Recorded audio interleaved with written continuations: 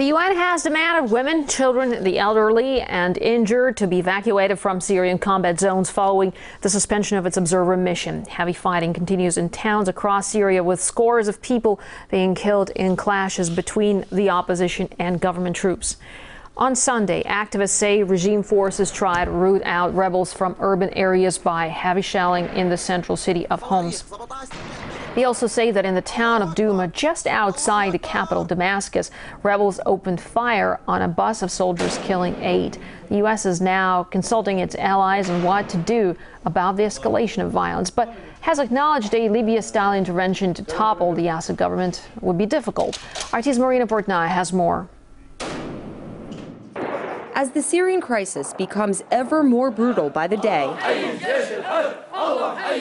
critics say that key players trying to resolve the conflict have been raising more questions than answers. Unfortunately, what we are seeing is reports that are entirely relying on the participants in one side of this conflict. And that's very, very dangerous because, of course, when you hear only one-sided information, your conclusion is always in their favor. There were massacres committed at close range of over 100 people, the vast majority of them women and children.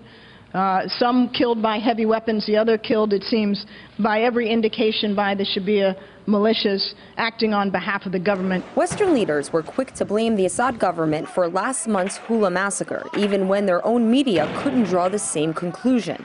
BBC World News editor John Williams was in Syria. He reported, quote, the details of exactly who carried out the attacks, how and why were still unclear. Yet the old line of blame Damascus was still being shouted. The reason that the situation and the crisis have become so grave, and that there is now a space for these third elements to come in and cause mayhem in Syria, is because the Syrian government has failed to live up to its commitments under the Annan plan, its commitments to the international community. As Britain scolded the Assad government for bypassing the peace plan, the Free Syrian Army was planning a bypass of its own, demanding that Joint Special Envoy Kofi Annan should, quote, issue a declaration announcing the failure of this plan, unquote, freeing the opposition to carry out military operation against the government. I have absolutely no doubt they did it deliberately. Meanwhile, Channel 4 journalist Alex Thompson claims Syrian rebels deliberately led him into a death trap to be killed by government forces.